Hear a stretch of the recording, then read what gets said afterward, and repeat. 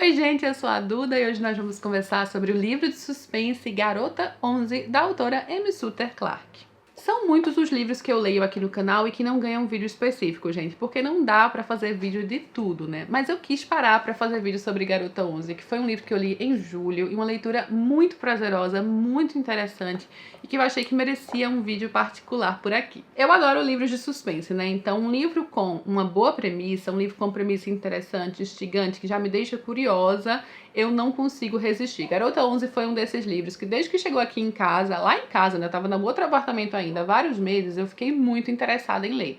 Então no finalzinho de junho e início de julho, inclusive este foi o livro que eu levei na Bienal do Livro, eu estava lendo no avião, eu peguei para ler Garota 11 e devorei.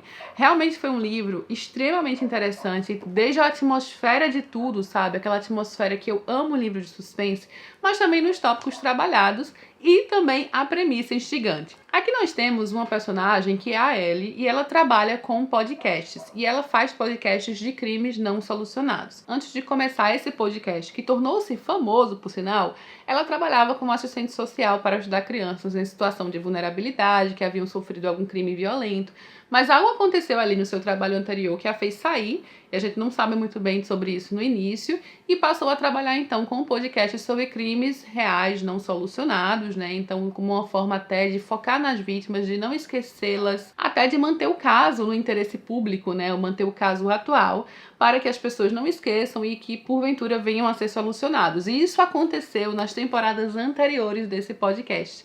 Só que nesta temporada aqui do livro, ela resolve então falar sobre um grande caso, nunca antes solucionado, e que para ela também é muito importante. É um caso sobre um serial killer que matava garotas e ele foi conhecido como o serial killer da contagem regressiva. Na hora que eu li esse nome eu já pensei que a sonoridade em inglês realmente ficou muito melhor, né? Que é The Countdown Killer, que é o assassino da contagem regressiva, o TCK aqui.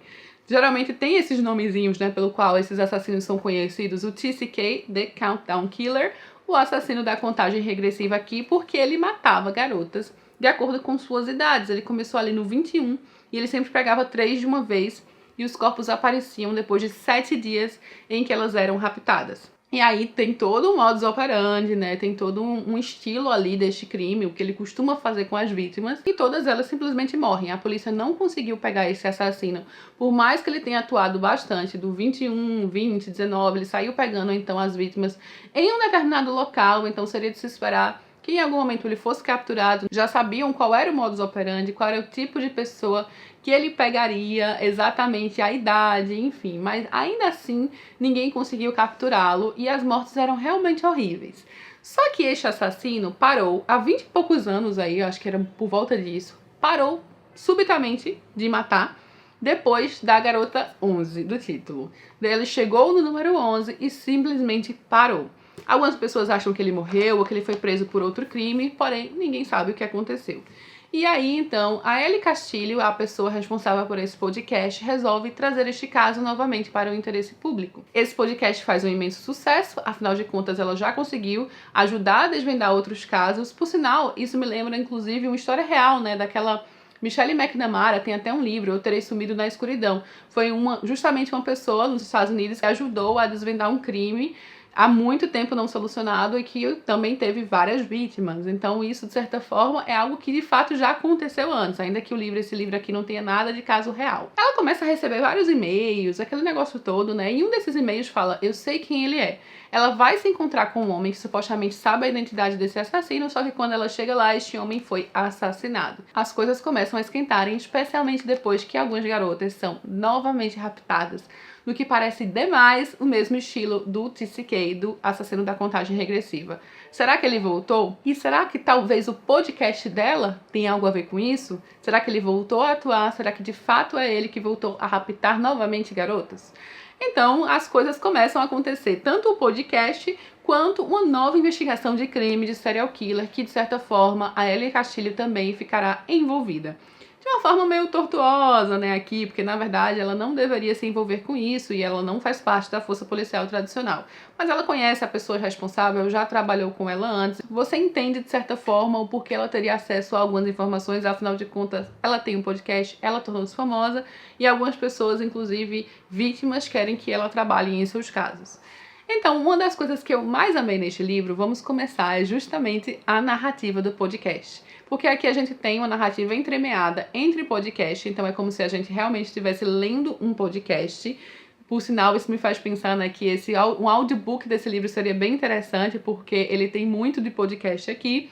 Então, temos a parte do podcast entremeada com a parte de fato da vida da Ellie Castilho, enfim, de outras coisas, de outros pontos de vista, inclusive da vida do próprio assassino, que a gente vai passar a acompanhar em determinado ponto. Então, ele tem essas visões abrangentes do caso, do que está acontecendo, e de uma forma harmoniosa e interessante. Eu gostei demais da parte do podcast, porque não só a gente acompanha o podcast, mas também acompanhamos a parte do podcast que não vai a público, digamos. Quando ela simplesmente para ficar falando monólogos, pensando sozinha, coisas que acabam não entrando no podcast, tudo isso entra aqui no livro. E eu achei, de fato, essa narrativa, essa estrutura narrativa muito interessante, tem uma fluidez aqui na história e funciona. O caso em si também é muito instigante, né? Porque a gente passa a acompanhar através do podcast o que aconteceu no passado, quais foram as vítimas, como era o modus operandi, quais foram os erros da polícia na época. Então ele passa por toda essa parte de investigação policial, de traçar perfis, de conversar com pessoas que se envolveram no caso na época, antigos policiais, pessoas que trabalham com psicologia do crime, que têm algo a acrescentar. Então tudo isso torna o livro mais rico, mais interessante e faz o leitor também ficar se questionando o que está por trás de tudo aquilo, junto com os personagens, sabe? Então, parece que a gente tá assistindo, às vezes, um documentário, e eu gosto muito desse tipo de documentário. Eu gosto de assistir sobre crimes reais, a parte investigativa, a parte da psicologia do crime. Então, tudo isso nós temos aqui. Isso faz com que o livro tenha uma atmosfera muito interessante, sabe? O clima do livro é legal. Mas também o fato de que está acontecendo de novo, e aí fica instigante, assim, a gente fica naquela corrida contra o tempo novamente, com a cabeça, o psicológico da Ellie mais afetado, porque afinal de contas ela está ali no podcast, por trás de tudo aquilo, ela passa a se sentir de certa forma culpada. Ao mesmo tempo, tem uma informação aqui que o livro não solta de cara, mas que eu acho extremamente óbvia desde o começo, mas que eu não vou dizer, porém super óbvia, que eu não sei se a autora colocou aqui para ser um plot twist, né, uma reviravolta, mas que eu acho bem na cara. E eu acho que com certeza muitos de vocês vão pegar também. E claro que nós teremos um desfecho aqui ao final deste livro, tanto do passado quanto do presente. O desfecho em si, eu acho até um pouco fraquinho, gente. Eu acho que eu esperava um pouco mais do desfecho.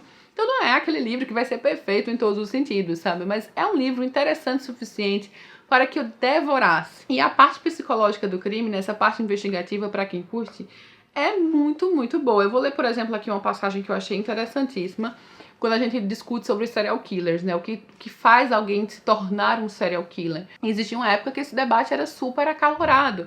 A pessoa já nasce com essa predisposição, com algo faltando ali no seu cérebro, na sua cabeça, com alguma coisa faltando de fato, cientificamente, uma química, de certa forma, que tem a ver com o seu corpo e que já lhe dá uma predisposição para se tornar, ou então tem a ver com o ambiente em que ela é criada, com o que acontece na sua vida. E aí tem uma parte aqui nesse livro, entre as várias coisas interessantíssimas discutidas no podcast, que vai falar justamente sobre esse tópico. O extenso número de pesquisas sobre serial killers demonstrou que quase todos eles têm ocorrências de abuso severo e negligência na infância. É um contexto importante para se ter conhecimento ao analisar os motivos de um assassino e ao tentar compreender que tipo de pessoa eles podem ser. No entanto, há algo a ser dito sobre isso. Existe um analista comportamental do FBI chamado Jim Clemente que diz, e é essa parte que eu achei interessantíssima: a genética carrega a arma, a personalidade e a psicologia servem de mira e as experiências puxam o gatilho. Basicamente o que esse especialista disse é que é uma mistura de vários fatores que vão culminar para a questão de alguém se tornar um serial killer, né? Que é algo assim tão, às vezes, absurdo de se pensar, né? O que faz uma pessoa se tornar alguém tão cruel ou louco ou sei lá o quê. Então, há algumas discussões muito interessantes nesse livro, nesse sentido, né? E, inclusive, eles mencionam várias pessoas reais aqui, sabe? Do FBI, que estudam essa parte da ciência comportamental. E um dos tópicos mais presentes aqui também é a própria questão de todo o sensacionalismo que é criado em cima de crimes terríveis, em cima de serial killers.